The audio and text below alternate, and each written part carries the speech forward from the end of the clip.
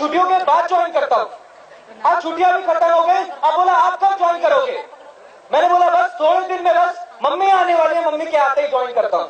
बात क्या थी, मैं उस शख्स के साथ ज्वाइन कर सकता था, लेकिन जो सीखने वाली बात है, 8 महीने तक मेरे को प्रेजेंटेशन दिखा दी गई थी, मैंने ईवीएस ज्वाइन नहीं करा था। मेरा वो बहुत अच्छा दोस्त था, मैं उसके साथ ज्वाइन कर सकता था, लेकिन जब मैंने उससे पूछा चेक आते हैं कि नहीं आते, बोला मेरा तो नहीं आया। मैंने बोला कि ये बताओ कि मैं कर पाऊंगा कि नहीं कर पाऊंगा? बोला वो तो अभी धीरे धीरे पता चलेगा, तेरे को 2 ज्वाइनिंग दे दूंगा। और 8 महीने तक वो मुझे सारे डाउट के ऐसे ही आंसर देता रहा। पहली सीखने वाली चीज क्या है? गलत काम करो 100 बार करो, कोई रिजल्ट नहीं आएगा। सही काम करो, एक बार करो, रिजल्ट आएगा। 8 महीने के बाद एक शख्स से मेरी मुलाकात हुई जिन्हें मैं जानता भी नहीं था, जो मेरे कॉलेज सीनियर थे। मैंने बस इतना सुना था कि कॉलेज में वो आयरन 5 में आते हैं। चाह तो मेरे पास भी थी कि कॉलेज में मेरे पास कुछ ऐसा हो, लेकिन उस शख्स को नहीं ढूंढ पा रहा था कि वो शख्स कौन है जिसके साथ मैं करना चाहूं। एक पर्सन ने बताया वो आयरन 5, ब्लू कलर की आयरन 5। मैं आपको सच बता रहा हूं, 8 महीने तक मैं आयरन 5 देखा करता था, बस मैं उस शख्स को तलाश कर रहा था। वो अरुण सोलंकी सर। अरुण सोलंकी सर ने मेरे को प्रेजेंटेशन, सारी चीजें मेरे को दोबारा से रिवाइज कराई, और रिवाइज कराने के बाद मुझे एक पर्सन से मिलने का मौका मिला। He is none other than, और सर एक बात बोला करते थे, मेरी हाइट से 3 इंच ऊंची मैंने गाड़ी खरीदी, वो भी 19 साल की उम्र में। He is none other than mister Siddharth Vikram Singh sir. जब सिद्धार्थ सर को मैंने देखा तो मैंने बोला, भले ही आपकी हाइट 6 फुट 3 इंच है, भले ही आपकी हाइट 6 फुट 3 इंच है, आप 6 फुट 3 इंच से सब बराबर कर दोगे, लेकिन मैं 5 से करके दिखाऊंगा। I started doing EVIS। मैंने EVIS करना शुरुआत करा। अब मैं आपको अपना एक एक्सपीरियंस दिखाना चाहता हूं जिससे आप सीखें, क्योंकि यहां मैंने कार खरीदी, मैंने क्या खरीदा, मैं वो नहीं चाहता हूं। मैं चाहता हूं कि आप सीखें जिससे आप भी वहां से यहां आ पाए।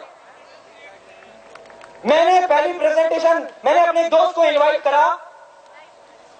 मैंने बोला, उसने बोला क्या, कहां चलना है? मैंने बोला बस चलना है। बोला कहां चलना है? मैंने कहा शाम को 5 बजे गेट पे मिलना। अगर शाम को 5 बजे कॉलेज गेट पे नहीं मिले तो बहुत बड़ा तेरा भी नुकसान होगा, साथ में मेरा भी नुकसान होगा, दोनों को चलना है, 5 बजे गेट पे मिलना है। वो 5 बजे मुझे कॉलेज गेट पे मिला। मैंने बोला फोन बंद कर, फोन बंद कर। बोला फोन किसने बंद करना, लड़ाई हो गया क्या?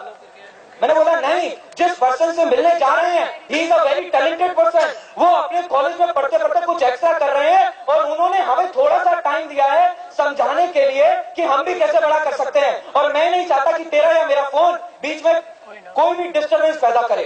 Hype of apply.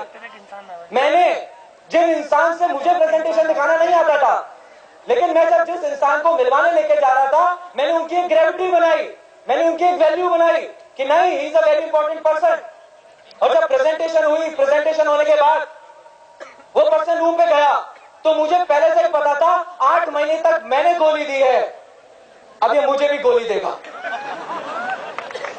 मैंने बोला चलो चलते हैं, तुम्हें तुम्हारे रूम तक छोड़ देते हैं। मैंने उसको उसके रूम तक छोड़ा। अगले दिन जब सुबह वो मेरे से मिला तो मैंने पूछा क्या सोचा? बोला देखो सोचा ये है कि मैं कर नहीं पाऊंगा, क्योंकि जो उसने सोचा वो तो मैं पहले से ही सोच चुका था कि ये मेरे को ये डाउट पूछेगा। मैंने बोला ठीक है, एक काम करते हैं, तुमने मैथ्स का ये क्वेश्चन सॉल्व किया? बोला हाँ किया। मेरे को पता था कि वो सिचुएशन नहीं है कि मैं उसको कुछ समझा सकूं। मैंने बोला ठीक है, मेरे को एक क्वेश्चन बताओ, और मैंने गलती से अपनी मैथ्स की नोटबुक उसके बैग में डाल दी। और दोपहर में लंच में टेक्स्ट करा जब छुट्टी होने वाली थी कि यार मेरी मैथ्स की नोटबुक तेरे बैग में रह गई है, मुझे अपनी नोटबुक वापस चाहिए। उसने बोला ठीक है, रूम पे 7 बजे आके ले लेना। मैं अपनी अपलाइन के पास गया। मैंने बोला सर वो तो मना कर रहा है, आप मेरे को बताओ क्या बताना है। सर आप चलो, सर आप मेरे साथ चलो। तो सर ने सिर्फ एक बात बोली थी कि अगर आज मैं आपको फिश खिला दूंगा तो कल भी आके आप मेरे से बोलोगे दोबारा खिलाओ, फिर बोलोगे दोबारा खिलाओ, फिर बोलोगे सर और चाहिए, थोड़ी सी और। सर ने बोला एक दूसरा रास्ता है। मैंने बोला क्या? सर ने बोला मैं ही आपको फिशिंग सिखा देता हूं, आपको जितनी फिशिंग करनी है उतनी फिशिंग करना। Duplication, duplication. सर ने मेरे को आधा घंटा बैठा के पूरा फॉलोअप समझाया। मैं अपने रूम अपने दोस्त के आ गया, मैंने कहा ये उसको सब बताना शुरू किया। उसने सिर्फ एक बात बोली, उधर जब तू एक दिन ज्वाइन करके इतना बोल सकता है तो यार मुझे भी तेरे साथ करना चाहिए। मेरे को रिजेक्शन नहीं मिला। मुझे ऐसा नहीं हुआ कि मैं 40 प्रेजेंटेशन कर रहा हूं, ज्वाइनिंग नहीं आ रहा है। मैंने जब जब काम किया तब तक ज्वाइनिंग आई, तब तक काम किया तब तक ज्वाइनिंग आई। मैंने ऐसा कभी देखा ही नहीं कि ज्वाइनिंग ना आए। क्यों? सही काम करो तो रिजल्ट मिलेंगे और सही काम नहीं करो तो कोई रिजल्ट नहीं मिलेगा। मेरी दूसरी प्रेजेंटेशन, मेरे रूम पार्टनर ने बोला और बताओ कि तेरा इवेंट कैसा चल रहा है। मैंने बोला बस पहला दिन है, बस बहुत बिजी हूं, कल मेरे 4 अपॉइंटमेंट्स हैं। बोला तेरे 4 अपॉइंटमेंट?